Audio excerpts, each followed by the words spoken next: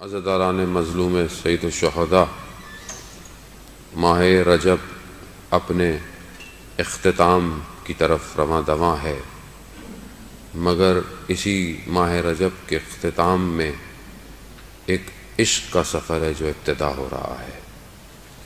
آج شب 28 وہ شب ہے کہ جو تاریخ اسلام کے لیے ایک ایسی ہجرت کو معین کر رہا ہے کہ جس نے تا قیامت قلوبوں کو بہشت کی طرف ہجرت کروانا ہے۔ خوب امام کا ہجرت کرنا کوئی مادی مقصد نہیں تھا، خود امام نے اپنے اقوال میں اس کو بیان کیا کہ میں کس ہدف کی خاطر مدینہ چھوڑ رہا ہوں۔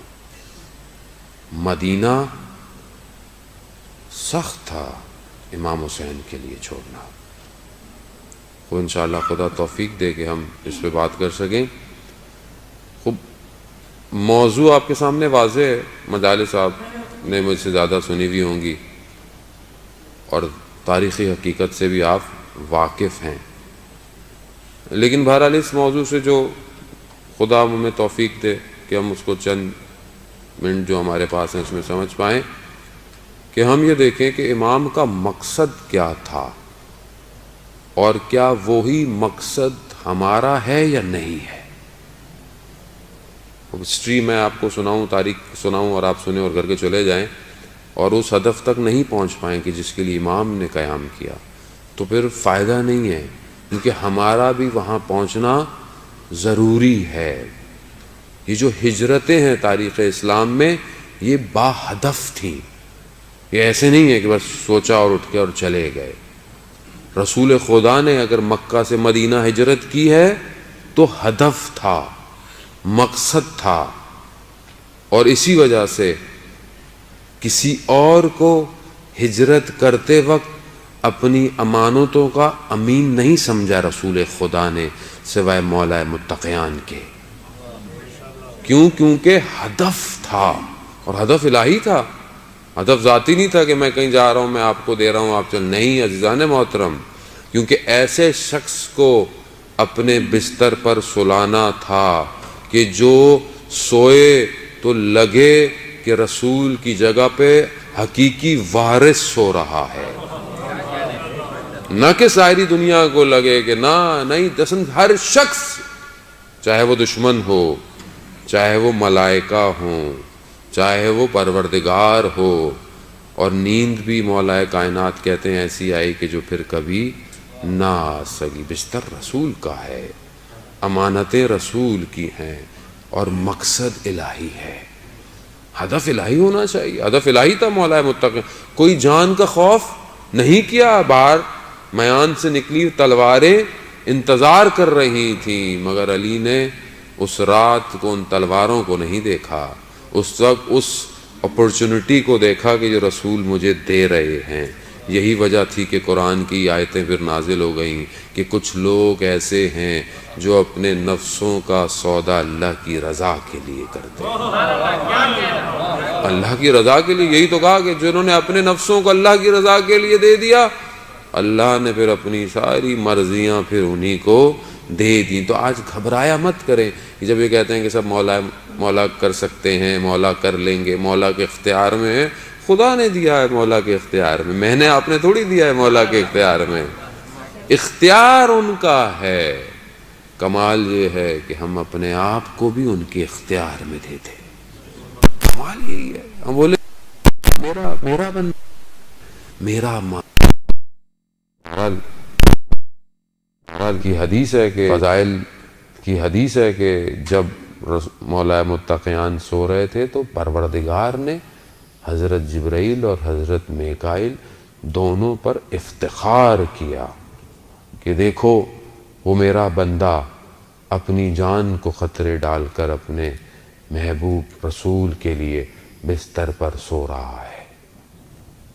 اگر جان مقدم کرنی ہوتی تو کہا دونوں انبیاء سے کہ کیا تم ایک دوسرے پر مقدم کرو کہ میں اس کی خاطر اپنی جان دے دوں، تو کہا افتخار کیا۔ تو حضرت جبرائیل اور میکائیل نیچے آئے اب ان کا اوپر نیچے آنا یہ ہماری سمجھ میں نہیں آتا، کیونکہ ہمارے لیے کوئی چیز اوپر ہے نیچے ہے، ان کے لیے کائنات کس طرح کی ہے یہ ہم نہیں جانتے۔ بہرحال جو بچے نئے بیٹھے ہیں فزکس پڑھتے ہیں وہ کوانٹم تھیوری اور پیرلل یونیورس جو ہے جب آپ دنیا میں پڑھتے ہیں تو آپ کو خدا کی خدائی ہلکے ہلکے نظر آنا شروع ہو جاتی ہے کہ نظام کائنات کا کیسا ہے۔ بہرحال آ کر انہوں نے پروردگار کیا کہا، کہا مولا، کہا کہ خدا آپ کے اوپر افتخار کر رہا ہے۔ یہ آسان نہیں عزیزان محترم، ہم جملے سنتے ہیں اٹھ کے چلے جاتے ہیں۔ پروردگار ہے کائنات کا، کائنات کتنی بڑی ہے، یہ جو مادی کائنات ہے اس کو جو تھوڑا بہت ابھی تک ڈھونڈ پائے ہیں، جو ہبل ٹیلیسکوپ اور اس کے علاوہ جو پوری کے پوری کتنی گیلیکسیاں ہیں، اس گیلیکسی کے اندر ہم کہاں ہیں، ہماری گیلیکسی کتنی چھوٹی سی ہے، اس چھوٹے کے اندر پھر ایک دنیا، پھر اس دنیا کے اندر ہم ایک شہر میں، ہم کہاں ہیں اس پورے نظام میں۔ وہ پھر بھی یہ کہتے ہیں کہ ابھی تک ایک ڈاٹ، ایک نقطہ نظر آیا ہے اس مادی کائنات کا۔ 780 میل کے رفتار سے یہ پوری گلیکسی موو کر رہی ہے، کہاں جا رہی ہے، کتنی بڑی کائنات ہے۔ جب اس کو دیکھتا ہے تو بڑا بڑا مفکر اور سائنسدان مجبور ہو جاتا ہے کہ کوئی اس کائنات کا ناظم ہے، اور وہ ناظم جب ایک ذات پر افتخار کر رہا ہو۔ ایسے نہیں عزیزان محترم کہ پروردگار نے قرآن میں کہا کہ سارے دنیا کے درخت قلم بن جائیں اور سمندروں کی سیاہی 7 انچ جیسے سمندروں کے پانی سیاہیوں میں بدل جائیں تو بھی کلمت اللہ کے فضائل نہیں لکھے جا سکتے۔ امام کہتے ہیں نحنو کلمت اللہ، ہم اللہ کے کلمے ہیں۔ ان کا ذکر سننے آئے ہیں آپ، کوئی کسی چھوٹی ہستی یا کسی بڑے پریزیڈنٹ یا کسی کوئن یا بادشاہ کے ذکر سننے نہیں آئے ہیں، آپ ان کے ذکر سننے آئے ہیں کہ جو پیدا ہوتے ہیں تو ملائکہ اپنی نجات کے لیے اپنے پروں کو ان کے جھولوں سے مس کرتے ہیں۔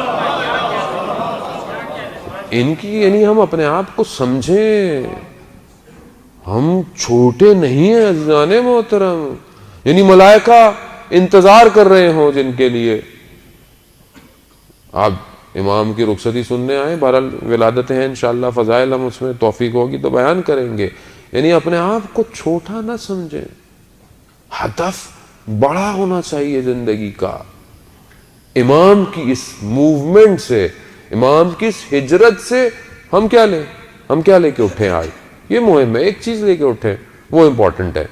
امام نے ہجرت کیوں کی امام خود کہہ رہے ہیں کہ میرا ہدف کیا تھا، اپنے نانا کی امت کی خاطر میں نکلا ہوں، اس کی اصلاح کی خاطر کہ صحیح ہو، امر بالمعروف کی خاطر۔ میری زندگی میں اصلاح ہے، میری زندگی میں اپنی اصلاح ہے، میری زندگی میں اگر اپنی اصلاح نہیں ہے تو پھر میں خدا نہ خواستہ امام کے ہدف کے لیے میں اپنا قدم نہیں بڑھا رہا۔ ہجرت 2 طرح کی ہیں، ایک ہجرت مادی ہے، آپ لوگ ماشاءاللہ ہجرت کر کے آئے ہوئے، اپنے گھروں سے، اپنے شہروں سے، اپنے ملکوں سے اٹھ کے آئے، کیوں آئے؟ وہ مادی، یعنی رزق کمانے کے لیے، تاکہ اپنے آپ کو کر سکیں، اپنی فیملی کو سپورٹ کر سکیں۔ خوب اسلام منع نہیں کرتا، اسلام حلال رزق اور نان نفقے کے لیے گھر سے نکلنے کو واجبات کہتا ہے، حتیٰ انسان رزق حلال کی تلاش سے راستے میں مارا جائے تو حق پہ مارا جاتا ہے، واجب ہے، لیکن حلال رزق ہو، حلال کے لیے ہو۔ لیکن اگر یہ ہجرت ایک نیک کام کے لیے تھی اور اگر واجبات چھٹ جائیں تو یہ مادیت پھر صرف مادیت رہ جائے گی۔ آج بہت سارے لوگوں نے ہم سے کہتے بھی ہیں، لوگوں نے ہجرتیں کی، یہاں سے نکلے، میں ملکوں کا نام نہیں لوں گا، خام خبر لوگ بعض وقت برا مان جاتے ہیں، ویسٹ چلے گئے، یورپ چلے گئے، ملک چھوڑ دیے، کیوں؟ کیونکہ لائف اچھی ہو سکے، زندگی اچھی ہو سکے، بچوں کو اچھا سپورٹ کر سکیں۔ لیکن جب وہاں گئے تو اس نظام میں ایسے پھنسے کہ خود پھنس گئے، اور جس مقصد کے لیے گئے تھے وہ فوت ہو گیا. مقصد کیا تھا کہ بھی اولاد کو کریں گے, اور اولاد کہاں گئی؟ ایک عالم دین کہتے ہیں میں یورپ کے کسی ملک میں گیا, مجھے پتہ چلا میرا کوئی بہت پرانا جاننے والا تھا, اس کا انتقال ہو گیا. تو میں ان کے ڈھونڈ ڈھانڈ کے دوسرے شہر میں کہیں ان کے گھر پہنچا, اور میں نے ان کے بچوں کے ساتھ کے تعزیت کروں یہ وہ. تو میں نے کہا کہ والد محترم کی قبر کہاں ہے, میں جا کے فاتحہ پڑھ دوں. کہا قبر؟ کہا ہم نے تو باپ کو جلا دیا. کہا جلا دیا؟ کہتا ہاں وہ ہم دیکھتے تھے یہاں زیادہ تر رہنے والے کچھ لوگ وہ اپنے مردوں کو جلا دیتے تھے, ہم نے جلا دیا. کیوں گیا تھا وہ؟ ان بچوں کی تربیت, ان بچوں کو رزق, ان بچوں کو اچھی زندگی. مگر کیا کریں گے ایسی زندگی کا جس میں دین نہ رہا؟ صاحب میں تو صبح شام محنت کرتا ہوں, میں یہ کرتا ہوں. عزیزان محترم, دال کھا لے آدمی لیکن برکت ہونی چاہیے, برکت چاہیے. کم گھنٹے کام کرے لیکن چند گھنٹے اپنی اولاد کو دے. اولاد کو دینے کا ٹائم نہیں ہے آج کسی کے پاس. آپ اپنے ہدفوں کو بلند کریں, آپ اپنے ٹائم کو یوٹیلائز کر کر اتنا ٹائم نکالیں کہ جس کے لیے آپ محنت کر رہے ہیں. میں نے ایک شخص کی وائس نوٹ سنا, بیچارہ جیل کے اندر ہے, مشکل میں ہے, پیسوں میں پھنس گیا کسی ملک میں. اس نے اپنے گھر والوں کو بولا جو گھر پراپرٹی میں نے خریدی وہ بیچ کے میرا قرضہ پورا دیں. گھر والوں نے کیا کہا, ایک ہی تو چھت ہے ہمارے پر, ہم اس کو بیچ دیں. باپ زندان میں ہے,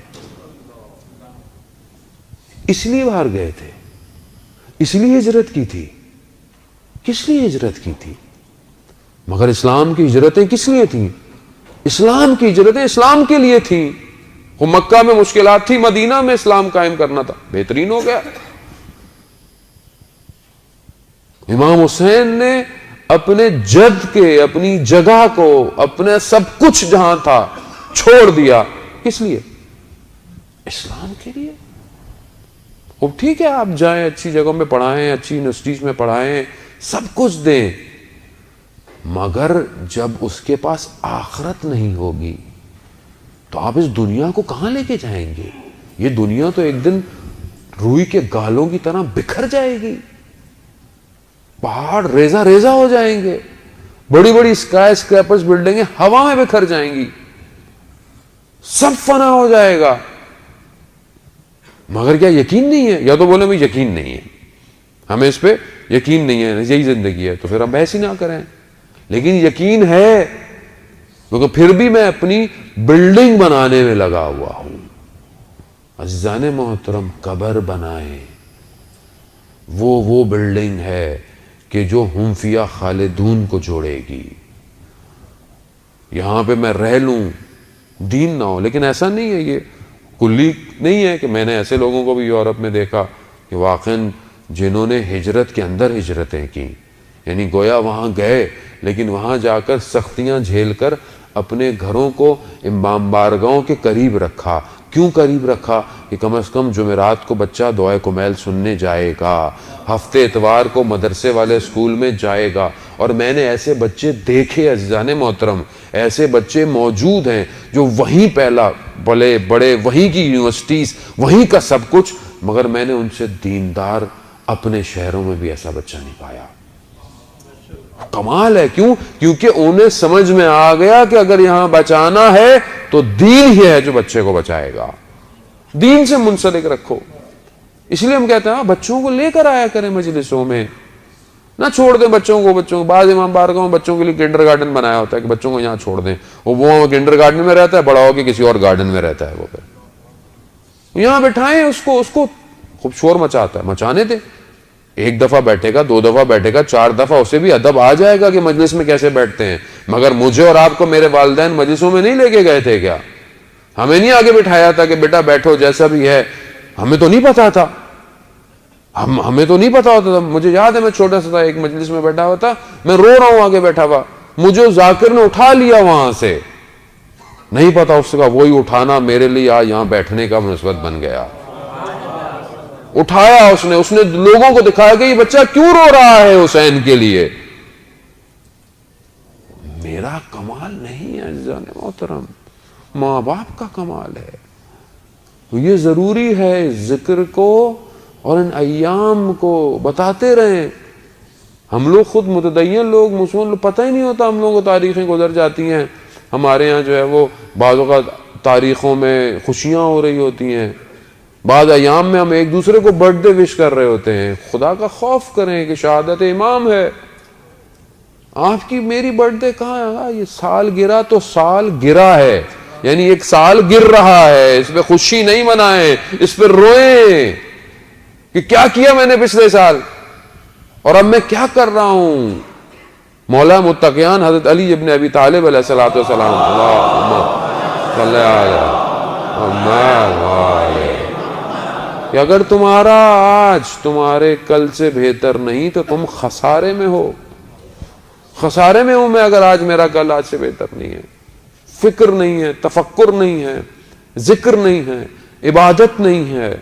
یہ نہیں کہ آپ صبح شام مصلی پہ بیٹھے رہیں نا، لیکن جتنی بھی عبادت کریں کنسنٹریشن کے ساتھ، تفکر کے ساتھ، چاہے تھوڑی دیر ہو، اور اپنی اطراف کی زندگیوں میں نظر ڈالیں. مشکل میرے ہدف میں ہے، خدا کیا نہیں ہے مشکل. میں مشکل میں ہوں. آغا صاحب میرا کام نہیں چل رہا، میرا کام سلو ہوا ہے، میرے آفس میں یہ مسائل ہو رہے ہیں، میرے گھر میں یہ مشکلات ہو رہی ہیں.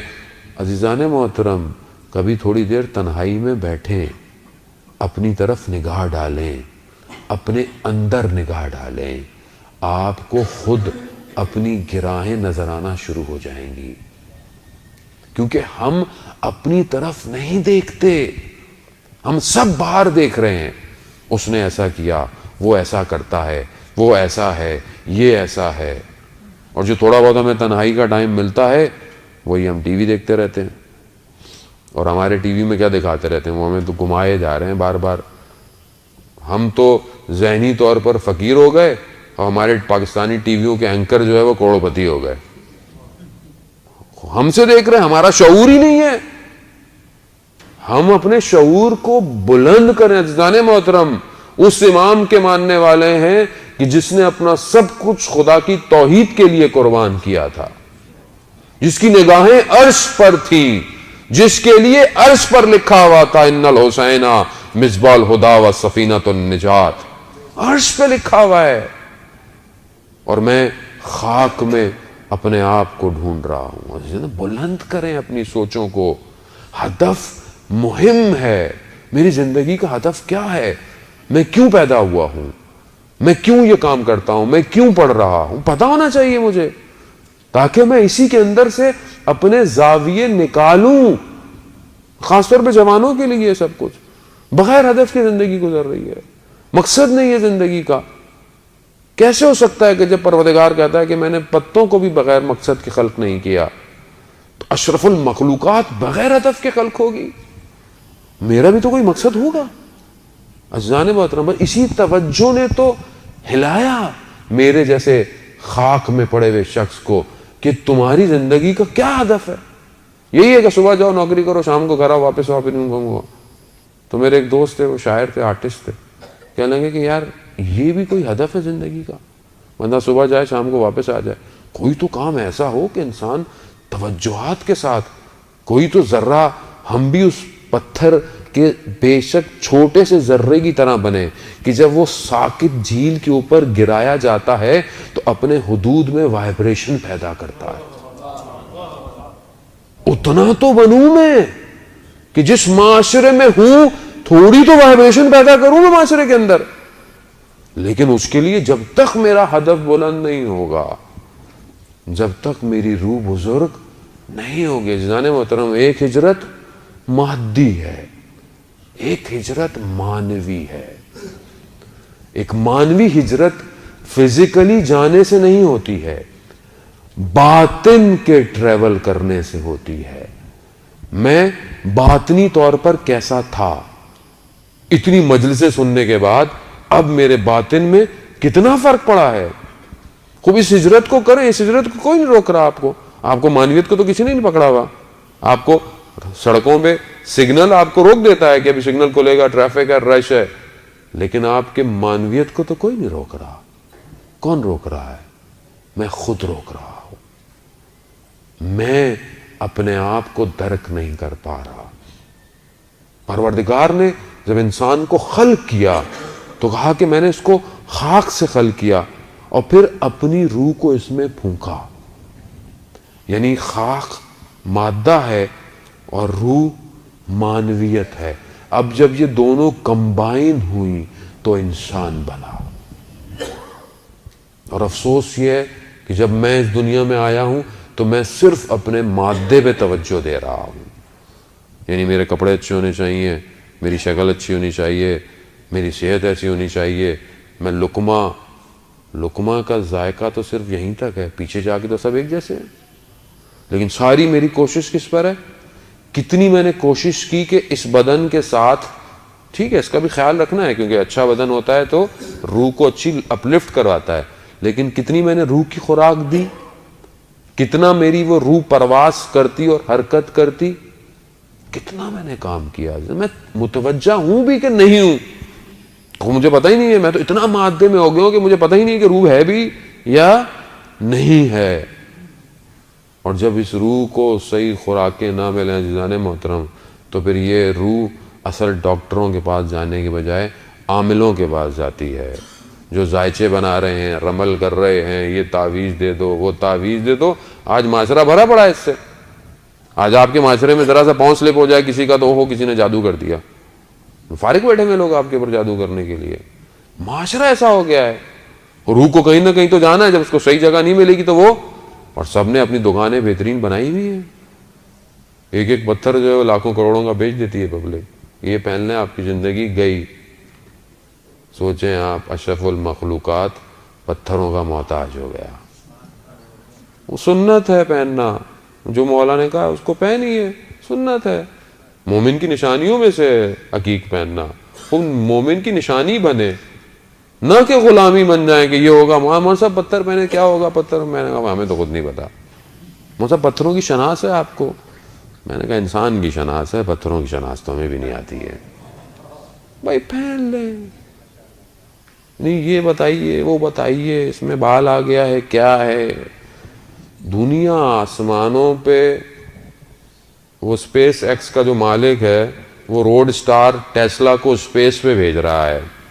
2027 میں اس کا کانوائے مارس پہ جا رہا ہے. لوگ ٹکٹ خرید رہے ہیں اس کا.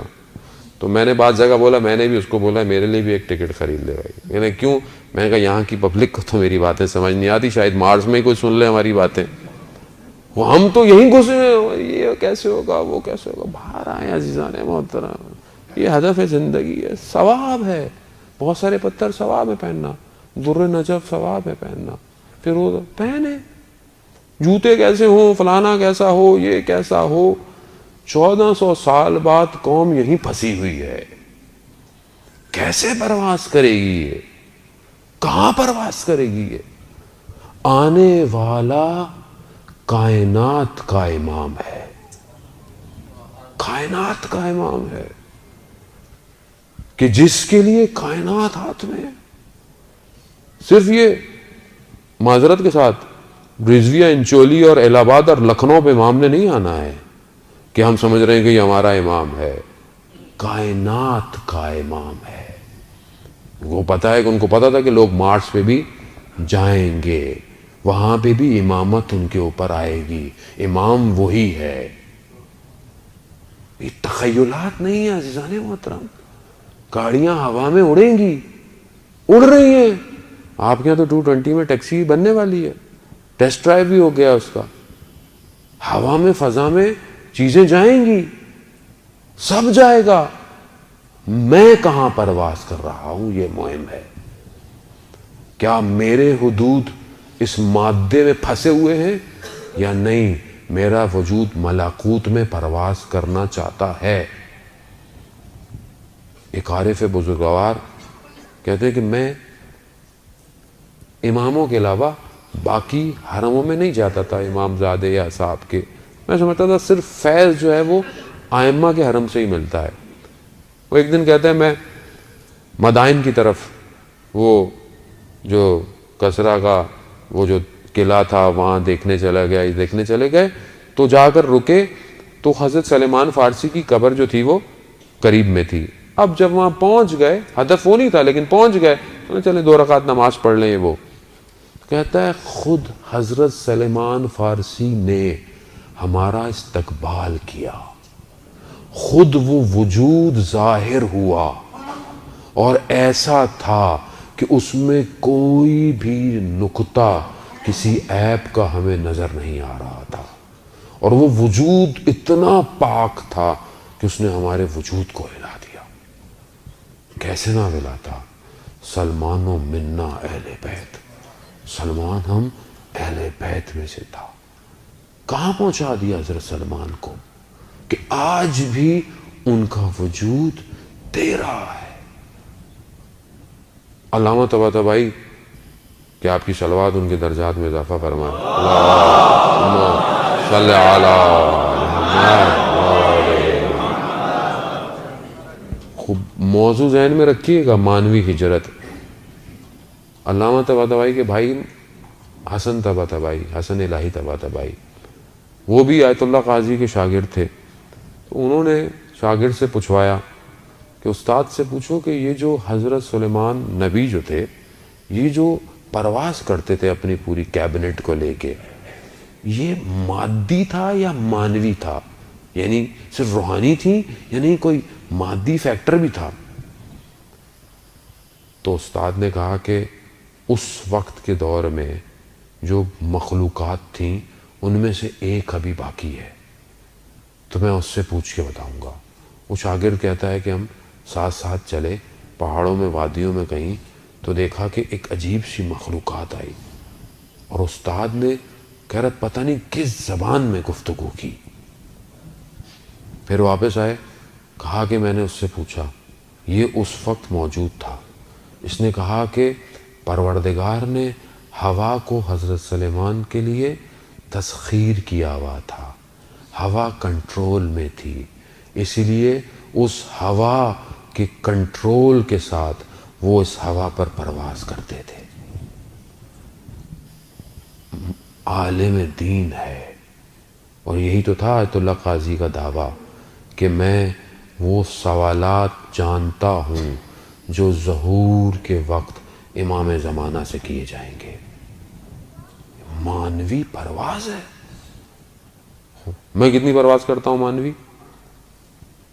کتنی لیئرز لگی ہوئی ہیں جن کو میں بریک کر رہا ہوں، جو میری رکاوٹ ہیں. میں خود مسئلہ ہوں عزیزان محترم. اپنے رزق کے لیے میں خود رکاوٹ ہوں، اپنے معاملات کے لیے میں خود رکاوٹ ہوں، اپنی اولاد کی تربیت کے لیے میں خود رکاوٹ ہوں، اپنے گھر میں اخلاق کے لیے خود میں رکاوٹ ہوں. کب میں اپنی صفائی کروں گا؟ کیسے کریں؟ مولانا صاحب نمازیں تو پڑھتے ہیں، روزے بھی رکھتے ہیں، یہ بھی کرتے ہیں، وہ بھی کرتے ہیں، کیا کریں؟ مجھے پتا ہے بہت میں اٹھوں گا تو پھر میرے پاس میسج آنا شروع ہو جائیں گے، کیا کریں یہاں پہ آپ ہی بتائیں. ظاہر ہے ہم ہی بتائیں گے، اور کون بتائے گا؟ اگر ہم نہیں بتائیں گے تو ایک جگہ مجلس پڑھنے کا 13 مجلسیں پڑھنی تھی. پہلی مجلس میں ہم نے بولا کہ کچھ سوال کے جواب ہیں ہم یہ بتائیں گے، لیکن ہر روز آنا پڑے گا، اور پبلک ہر روز آتی رہی. ہم نے بولا آخری دن بتائیں گے. آخری دن بہت مجمع رچ پڑ گیا. بہرحال وہ تو ہم نے جو بھی ان کو بتایا نہیں بتایا، لیکن ذہن کو کہ بھائی سوالوں کے جواب آپ کے اپنے پاس ہیں. میں آپ کو نہیں بہتر جانتا، آپ خود اپنے آپ کو بہتر جانتے ہیں. آپ بہتر جانتے ہیں آپ کی مشکل کیا ہے. میرا ہدف صرف نشاندہی کرنا ہے. میں صرف نشاندہی کر سکتا ہوں کہ یہ مشکل ہے. مشکل کو خود ڈھونڈیں. خوب آئیے دیکھیے خدا کیا چاہتا ہے اس ہدف تک پہنچنے کے لیے. صلوات بھیج دیں محمد والے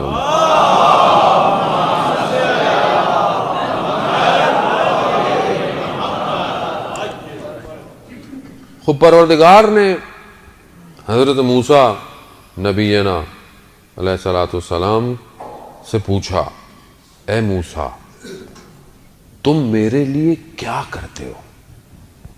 غور سنیے گا بس، زیادہ میں آپ کو مزاحم نہیں ہونا چاہتا. ہاں کیا کرتے ہو؟ حضرت موسیٰ نے کہا کہ پروردگار میں تیرے لیے نماز پڑھتا ہوں، تیرے لیے روزہ رکھتا ہوں، تیرے لیے صدقہ دیتا ہوں، تیرے لیے جو ہے وہ ذکر کرتا ہوں۔ پروردگار نے کہا کہ موسیٰ، یہ تمہاری جو نماز ہے یہ تمہارا دین ہے، اور دین جو ہے وہ راستہ ہے، میرے لیے نہیں ہے، یہ راستہ ہے، اس پہ تم نے چلنا ہے۔ عزیزان محترم، یہ نماز جو میں پڑھتا ہوں، بعض اوقات ہم بڑا جتاتے ہیں کہ مولانا صاحب میں تو 5 وقت کی نماز پڑھتا ہوں، فجر بھی پڑھتا ہوں۔ بہت سارے لوگ کہتے ہیں مولانا صاحب فجر قضا ہو جاتی ہے کبھی کبھی۔ کیوں قضا ہوتی ہے فجر؟ 1 دفعہ ہوئی، 2 دفعہ ہوئی، 3 دفعہ ہوئی۔ اب اگر آپ ایک روڈ پہ جا رہے ہوں اور ہر دفعہ آپ کو کیمرے کی لائٹیں پڑتی رہیں، تو تیسری دفعہ تو آپ کو برابر والا بولے گا بھائی جب پتہ ہے یہاں لائٹ پڑنی ہے تو گاڑی ہلکی کر لو۔ گاڑی ہلکی کرتا ہوں کہ نہیں کرتا؟ یا گزرنا چھوڑ دیتا ہوں میں وہاں سے، بھائی یہاں سے نہیں جانا، یہاں کے کیمرے بڑے خطرناک ہیں۔ نماز قضا ہو رہی ہے، سوچتا کیوں نہیں ہوں کیوں قضا ہو رہی ہے نماز میری؟ نماز کمال نہیں ہے، جتا نہیں رہا کہ میں نماز میرے لیے ضروری ہے۔ عزیزان محترم، نماز پروردگار نے میرے لیے بنائی ہے، میری بقا کے لیے بنائی ہے۔ ایک نماز اگر قضا ہو جائے اس کی قیمت ہم دنیا کے خزانے بھی جمع کر لیں نہیں کر سکتے، یاد رکھیے گا۔ ایک شخص آیا، چھٹے امام جعفر صادق علیہ السلام،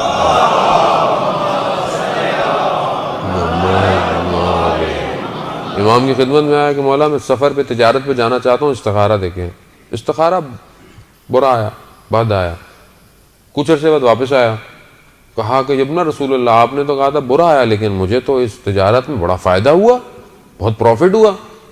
تو امام نے کہا کہ فلانے دن، فلانے روز، فلانی جگہ فجر کی نماز چھڑ گئی تم سے؟ کہا ہاں۔ کہا سارے خزانے جمع کر لو، اس فجر کی نماز کی قیمت ادا نہیں کر سکتے۔ بعض اوقات ہمارا اٹھنا، ہمارا بیٹھنا، رات کی محفلیں فجر کی نماز کیا کرتی ہے؟ گئی۔ ساری رات بیٹھے میں باتیں کر رہے ہیں، ٹی وی دیکھ رہے ہیں، میچ دیکھ رہے ہیں، یہ کر رہے ہیں، وہ کر رہے ہیں، فجر آئی تو تھوڑی دیر سو لیتے ہیں، گئی فجر۔ تو وہ بلے شاہ کہتے ہیں کہ راتیں جاگن شیخ صداتاں، راتیں جاگن کتے۔ کہتے ہیں رات کو شیخ بھی جاگتے ہیں، رات کو کتے بھی جاگتے ہیں۔ چلوے بلیا یار منا لے، بازی لے گئے کتے۔ کہا یہ رات کو جاگتے ہیں، صبح شیخ دنیا کے کاموں میں مصروف ہو جاتے ہیں، مگر کتا رات کو اپنے مالک کے گھر کی حفاظت کرتا ہے اور صبح آ کر اس کے دروازے پر بیٹھ جاتا ہے۔ چلوے بولیا یار منا لے۔ عزیزان محترم، ساری رات گزر گئی اور جب ایک سجدے کا وقت آیا تو میں خواب غفلت میں تھا۔ ایک شہید نے اپنی وصیت نامے میں، اس کی جب ڈائری ملی تو اس نے لکھا ہوا تھا کہ میری زندگی کا سب سے تاریک دن وہ تھا کہ جب میں اٹھا تو سورج نکلا ہوا تھا۔ کتنی میری زندگی کے تاریک دن ہے عزیزان محترم۔ میں نہیں کہہ رہا خدا نے، میں اپنے آپ کو کہہ رہا ہوں کہ یہ نماز تو راستہ ہے میرے لیے، یہ راستہ نہ ہو تو میں تو تباہ اور برباد ہو جاؤں گا۔ یہ 5 وقت کے سجدے نہ ہوں تو میں تو غرور تکبر میں پڑ جاؤں گا، کیونکہ میں کسی کو سجدہ ہی نہیں کر رہا۔ میں سجدہ کروں گا تو مجھے میری اوقات نظر آئے گی کہ میں ہوں کیا۔ اسی لیے پروردگار کو ساری عبادتوں میں سب سے بہترین عبادت کے سب سے بہترین جز میں سب سے بہتر سجدہ لگتا ہے۔ اسی لیے اس نے سب سے پہلے جب اپنے امر کو جاری کیا تو کہا کہ آدم کو سجدہ کرو، سجدہ۔ اسی لیے سید الشہداء نے سجدے میں اپنے آپ کو پروردگار دیا۔ اسی لیے مولا کائنات نے کوفہ کی مسجد کے اندر سجدے میں ضربت کھائی، بتایا دنیا کو کہ دیکھو سجدہ مہم ہے اور ہم خود مخلوق ہیں اس کی، اسی لیے اس کو سجدہ کر رہے ہیں۔ سجدہ کریں عزیزان محترم۔ خوب کہا کہ یہ تو نماز تمہارے لیے ہے۔ کہا کہ روزہ تو جہنم سے بچنے کی سپیر ہے، شیلڈ ہے۔ روزہ جو رکھتے ہیں ہم، جہنم کی آگ سے ہمیں روزہ بچاتا ہے. یہ جو آپ روزے رکھ رہے ہیں کہ انشاءاللہ مستحبات روزے بھی آپ کے لیے بہترین ہے اور واجبات تو ویسے بھی رکھنے ہوتے ہیں، بچوں کو عادت ڈالیں. نہیں ابھی تو چھوٹا ہے، ابھی تو چھوٹی ہے، 9 سال میں بالغ ہو جاتی ہے. عزیزان محترم 8 سال سے اس کو روزہ رکھانے کی عادت ڈال دیں. کل کو جب وہ بڑی ہوگی، اس کی قضائیں ہوں گی، اس کو سمجھ نہیں آئے گا تو قصور کس کا ہوگا؟ وہ تو روزے قیامت بولے گی میرے ماں باپ نے مجھے تعلیم نہیں دی روزہ رکھنے کی، میں تو رکھ سکتی تھی. نہیں ابھی تو چھوٹی ہے، یہ ہے وہ ہے، ابھی تو بچہ یوں ہے. نماز میں آئے تو بھگا دیتے ہیں بچوں کو ہم سامنے سے، سجدے گاہ لے کے بھاگ جاتا ہے. تو ایک آپ ہاتھ میں رکھ لیں جب بچہ بھاگ رہا ہے بار بار، اس کو پڑھنے دے، محبت دے، ماحول بنائیں. افطاری کا، سحری کا نہیں بھی رکھتا اٹھائیں، اسے پتا ہو کہ یہ کیا ہے. ہمیں ایسے ہی رکھوائیں روزے مگر آپ لوگوں نے ایسے نہیں رکھے کہ سب گھر والے اٹھتے تھے، حتیٰ پڑوسی بھی اٹھتے تھے. ہمیں یاد ہے ہم چھوٹے ہوتے تھے، ہم پڑوسیوں کے گھر چلے جاتے تھے کیونکہ گھر میں ماحول بنایا ہوا ہوتا ہے افطار اور سحر کا. ماحول بنائیں. تو کہا یہ تو موسیٰ جہنم کی آگ سے بچانے کے لیے میرے لیے. کہا صدقہ؟ کہا صدقہ تو جو دیتا ہے دنیا میں وہ قیامت میں اس کے اوپر سایہ ہوگا، یہ اس کے لیے. کہا ذکر؟ کہا ذکر نور، ذکر تو نور ہے جو اس جگہ پر کام آئے گا. عزیزان محترم یہ واقعہ میں پہلے بھی آپ کی خدمت میں شیخ عباس قمی کا بیان کر چکا ہوں. پچھلے دن ہم نے استاد سے تھوڑا سا اس میں کچھ تبدیلی کے ساتھ سنا.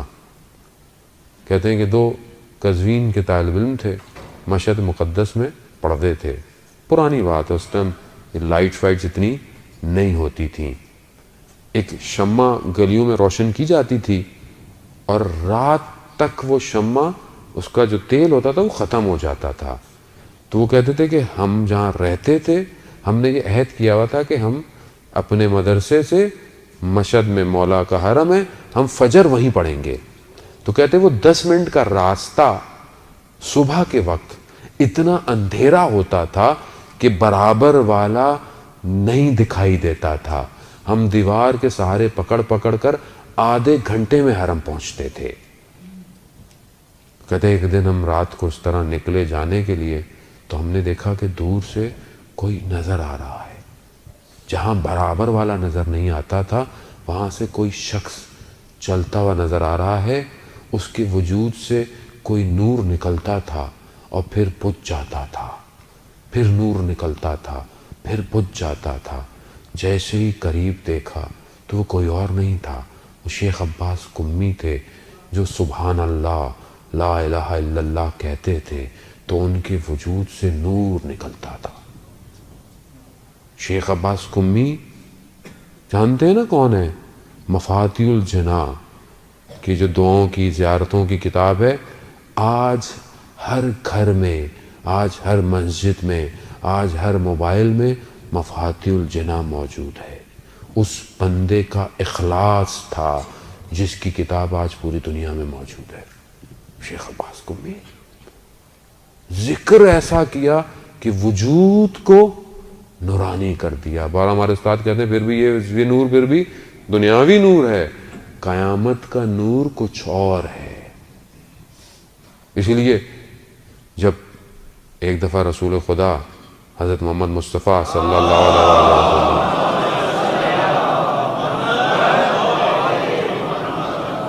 جب اپنی بیٹی کے گھر آئے تو دیکھا بیٹی بڑی پریشان ہے. حضرت سیدہ پریشان ہے. کہا بیٹی کیوں پریشان ہو؟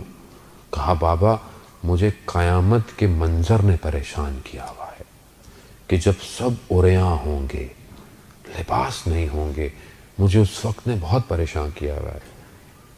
تو ایسے میں روایت میں ہے کہ حضرت جبرائیل آئے اور کہا رسول خدا کو کہ فاطمہ سے کہیے کہ ہم ان کے چاہنے والوں کو نور کے حلیوں کے اندر وجود دیں گے جس نور میں وہ قیامت میں راستوں کو طے کریں گے.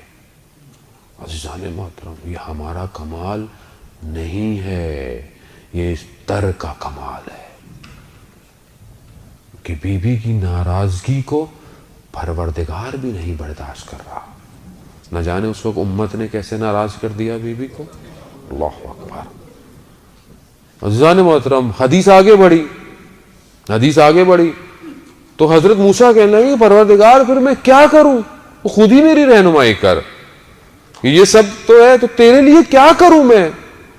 تو پروردگار نے فرمایا اے موسیٰ کیا کبھی کسی سے میری خاطر محبت کی ہے؟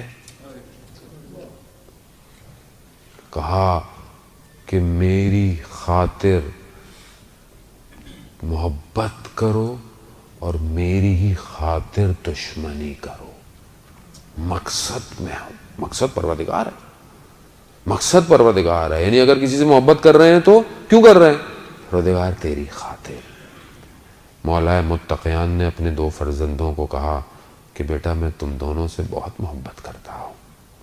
کہا بابا آپ ہم سے محبت، خدا سے محبت؟ کہا نہیں بیٹا، اسی محبت کے طول میں تمہاری محبتیں ہیں، اسی محبت کی خاطر تمہاری محبتیں ہیں. آپ اپنی اولاد سے محبت کرتے ہیں کیوں؟ پروردگار تیری خاطر. میری بہنیں، میری مائیں اگر گھر میں کام کر رہی ہیں، اپنے شوہر کا، اپنے ماں باپ کی خدمت کر رہی ہیں، کس لیے؟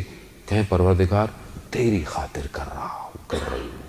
تو دیکھیں ہر چیز اس رب کی خاطر جب ہونا شروع ہو جائے گی تو زندگی خود بخود باہدف ہو جائے گی. یہ ہے مانوی ہجرت کہ سب کچھ تیرے لیے ہے، کسی کے لیے نہیں. اور ایک عارف بہت بڑے عرفان نظری پہ تھے، ان کو اس وقت کے دور کے حاکم نے اصفہان سے بلا لیا اور مدرسہ کھول دیا. 70-80 سال عمر ہو گئی، شادی نہیں کی، علم میں اتنے زیادہ رہے. ایک دن مدرسے کے صحن میں بیٹھے ہوئے پانی کے حوض پہ شاگردوں نے کیا دیکھا کہ اپنے آپ کو مار رہے ہیں. تو ایک دم دوڑتے دوڑتے پہنچ گئے کہ کیا ہوا، کیوں مار رہے ہیں؟ کہا میں دیوانہ ہو گیا ہوں. کہا نہیں، آپ کو اگر آپ کی اولاد نہیں ہے، ہم آپ کی اولاد ہیں، آپ کے پاس یہ نہیں ہے، ہم سب کچھ ہیں، مگر آپ دیوانے نہیں ہیں، دیوانہ ایسا نہیں ہوتا. کہا نہیں میں دیوانہ ہو گیا ہوں. کہا میں نے ابھی یہ بیٹھ کے سوچا کہ کون سی چیز ہے جس کی میرے دل میں محبت ہے. تو میں نے دیکھا نہ مجھے شہرت سے محبت تھی، نہ مجھے شہرت سے محبت ہے، نہ مجھے مال و دولت سے محبت تھی، نہ میری اولاد نے مجھے کسی اور چیز سے محبت تھی. تو میں نے دیکھا کہ مجھے تو کسی چیز سے محبت نہیں. تو مجھے اچانک سے میرے دل سے آئی کہ تمہارے پاس چند کتابیں ایسی ہیں کہ اگر کوئی ان کو ہاتھ لگا لے تو میں ناراض ہو جاتا ہوں. 80 سال کہہ رہا ہے میرے گزر گئے، میں دیوانہ نہیں تو اور کیا ہوں کہ جو چند کتابوں کی محبت پہ اس محبت کو. میرے آپ کے دل میں بھی ایسے ہی جانے محترم بعض اوقات چھوٹی چھوٹی چیزوں سے. کتنی ایک کامن مثال ہے ہمارے گھر کے اندر، بچے سے کوئی گلاس ٹوٹ جاتا ہے، کتنا ہم واویلا کر دیتے ہیں اس کو، کتنا ہم اس کو سرزنش کرنا شروع کر دیتے ہیں. یہ کیا کیا تم نے، تمہیں پتا نہیں تھا، یہ سیٹ کیسا تھا، موبائل ذرا سا بچے نے یوں پھینک دیا. کیا کرتے ہیں ہم؟ یعنی اس کی قیمت اس اولاد سے زیادہ ہے. یہ پریکٹیکل ہے عزیزان محترم. ذرا سا کچھ بچہ لائن مار دے کہیں پر، ہم اس کی زندگی کو خراشیں مارنا شروع کر دیتے ہیں، کیونکہ ہماری محبتیں انہی چیزوں میں ہیں، مادیت میں ہے. ہمیں نہیں ہو پائی آج تک پروردگار سے محبت اپنے. وہ خدا کہاں ہے میری زندگی میں؟ کتنا میں اپنے رب سے باتیں کرتا ہوں، مگر امام حسین نے اپنے رب کی خاطر مدینہ نہیں چھوڑا. آپ مجھے بتا دیں اگر کوئی اور چیز ہے آپ کے ذہن میں یا تاریخ کی کتابوں میں یا کوئی چیز کے پروردگار کے سوا کسی چیز کے لیے امام حسین نے مدینہ چھوڑا ہو. آپ مدینہ میں امام حسین کے چھوڑنے پر تو گریہ کریں، اور آپ اپنی کوئی بھی چیز خدا کے لیے چھوڑنے کو تیار نہیں ہو، تو میرے سے زیادہ دو روح کا انسان کون ہے پھر؟ میں چھوڑ ہی نہیں رہا چیزوں کو پروردگار کی خاطر. پروردگار، خدا، عشق صرف الہی ہے. یہ سب مجازی عشق ہے، یہ سب فنا ہو جائیں گے. اس لیے تو عرفا جو تمثیل بیان کرتے ہیں لیلا اور مجنو کی، کہ جب لیلا مر رہی تھی تو اس نے اپنی ماں کو بولا کہ مجنو آئے میری قبر پہ تو اسے کہنا کہ اس سے محبت کرے کہ جس کے چہرے نے کبھی مرجھانا نہیں ہے. ہم سب نے فنا ہو جانا ہے، ہر چیز فنا ہو جائے گی. آج کیا چیز ہے ہمارے پاس؟ کون تھا؟ کتنے ہمارے لوگ چھوڑ کے چلے گئے، کتنوں کو ہم نے یاد کیا آج تک. سلام ہو میرا امام پر کہ جو نہج بلاغہ میں ارشاد فرماتا ہے کہ تعجب ہوتا ہے مجھے انسان پر کہ ساری اپنی زندگی کی صحت پیسہ کمانے میں خرچ کر دیتا ہے اور پھر اسی پیسے کو اپنی صحت کو بچانے میں خرچ کر دیتا ہے اور زندہ ایسے رہ رہا ہے جیسے کبھی اس نے مرنا ہی نہیں ہے، اور جب مرتا ہے تو ایسا تھا جیسے کبھی زندہ ہی نہیں تھا. تعجب ہے. میں نہیں سمجھ پا رہا اپنے آپ کو عزیزان محترم. میں کب باقی ہوں کہ جب میں اپنے آپ کو اس پر فنا کروں گا. جب تک میری فنائیت اس فنا فی اللہ نہیں ہے میں باقی نہیں ہوں. آیت اللہ قاضی رضوان اللہ تعالیٰ علیہ کے بیٹے بتاتے ہیں کہ آخری وقت میرے والد محترم کا سینہ سیاہ ہو گیا تھا. اتش اتش اتش کرتے تھے، یعنی پیاس پیاس، اور پانی پیتے تھے تو پیاس بجھتی نہیں تھی. کہا کہ جب دنیا سے گئے تو اصل لقاء اللہ ہوا اور وہ پیاس بجھ گئی. میں کتنا انتظار میں ہوں کہ پروردگار میں تجھ سے ملاقات کرنا چاہتا ہوں. میں کتنی مقصد انسان کیا ہے؟ وما خلقت الجن والانس الا لیعبدون، کہ میں نے انسان اور جن کو خلق ہی نہیں کیا مگر سوائے اپنی عبادت کے. عبادت کیا ہے؟ بندگی ہے، عبودیت ہے. میرے بندے بنو، میرے غلام بنو، نہ کہ اپنے نفس کے خواہشات کے، نہ سٹیٹس کے، شہرت کے، گاڑی کے، گھر کے، موبائلوں کے غلام بنو. میرے غلام بنو. میں کتنا غلام ہوں اپنے پروردگار کا، اور میں مولا کا ماننے والا ہوں. مگر میں نے آج تک مناجات امیر المومنین کھولی بھی نہیں ہوگی کہ جس میں میرا مولا کہہ رہا ہے مولا یا مولا انت المولا وانا العبد وهل يرم العبد الا المولا. اے میرے مولا تو میرا مولا ہے، تو میرا مالک ہے، میں تیرا بندہ ہوں، مگر کیا تو رحم نہیں کرے گا جبکہ تو میرا مولا اور میں تیرا بندہ ہوں. مولا یا مولا انت الرازق انا المرزوق وَهَلْ يَرَمُ الْمَرْزُوقَ إِلَّا الرَّازِقِ. تو رازق ہے، میں مرزوق ہوں، رزق چاہنے والا ہوں، مگر کیا تو رحم نہیں کرے گا جبکہ تو رازق ہے. عزیزان محترم، وقت نکالیں اپنے لیے، اس مانوی ہجرت کے سفر کو شروع کریں ورنہ دیر ہو جائے گی. اور وہ جو آنے والا ہے وہ آپ سے آپ کی مانوی ہجرت مانگ رہا ہے. ایسے نہیں مدینہ چھوڑا امام حسین نے. سخت تھا امام حسین کے لیے مدینہ چھوڑنا. وہ مدینہ کہ جس میں امام حسین کو رسول اپنے کاندھوں پہ بٹھاتے تھے، وہ مدینہ کہ جس پر امام حسین اگر ذرا سا گرتے تھے تو رسول خدا خطبہ چھوڑ دیتے تھے. وہ مدینہ کہ جس میں رسول خدا سجدے میں اور امام حسین آ کر سجدے پر بیٹھ جاتے تھے تو وہی آتی تھی ذکر کو طلانی کر دو. کیا وجہ تھی؟ رسول خدا دنیا کو حسین کی عظمت دکھانا چاہتے تھے. موروثی حسین کو اس کے نانا کے شہر سے نکلنا پڑ گیا. یہ میرے آپ کے لیے سننا عزیزان محترم بڑا آسان ہے. تاریخ بتاتی ہے کہ کس طرح امام حسین علیہ السلام نے مدینہ چھوڑا ہے. کئی دفعہ اپنے نانا کے روزے پر گئے. اللہ اکبر. نہیں ہم تو پڑھ نہیں سکتے. نہ جانے کس طرح اپنے آپ کو اپنے نانا کی قبر پہ گرایا حسین نے، اور کیا کہا ہوگا. جملے آپ کے سامنے مقاتل کے اندر موجود ہیں.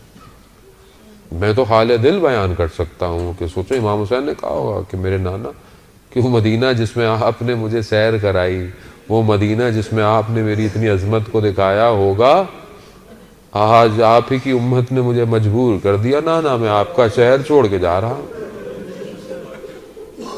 اور چھوڑ کے جانے والے کو یہ امید ہو نا کہ اس نے آنا ہے تو وہ دوسرے طریقے سے جاتا ہے، لیکن جس کو یہ پتا ہو کہ اب میں نے آنا نہیں ہے، اب میں جا رہا ہوں۔ یہ آپ اپنے شہروں سے، گھروں سے آئے نا، اپنے والدین سے مل کے آئے ہوں گے، آپ کے بھی تو دنیا سے لوگ گئے بھی ہوں گے مرحومین، آپ قبر پہ بھی جاتے ہوں گے اور اپنے ماں باپ، اپنے آبا و اجداد کی قبر پہ فاتحہ پڑھتے ہوں گے کہ انشاءاللہ خدا توفیق دے میں دوبارہ آؤں گا، اور آپ جاتے بھی ہوں گے۔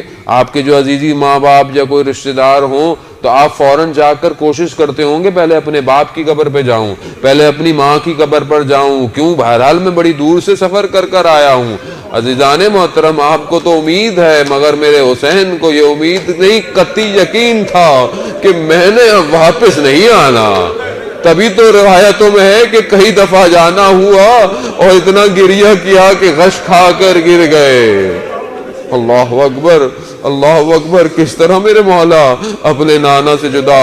اور آپ خود تصور کریں ان قدموں کا چلنا، اس روزے سے چل کر واپس آنا گھر تک، تو شاید ہو سکتا ہے امام کے ذہن میں وہ سب رنگ اور سب بچپن کی تصویریں آنا شروع ہو گئی ہوں گی کہ یہ وہ وقت تھا، یہ وہی مدینہ تھا کہ جس میں جو ہے ہم گھر کے اندر موجود تھے اور دروازے کو جلایا گیا۔ اللہ اکبر، ارے کس طرح کیا کیا یاد آتا ہوگا حسین کو، کتنی اس گلیوں سے محبت ہوگی حسین کو۔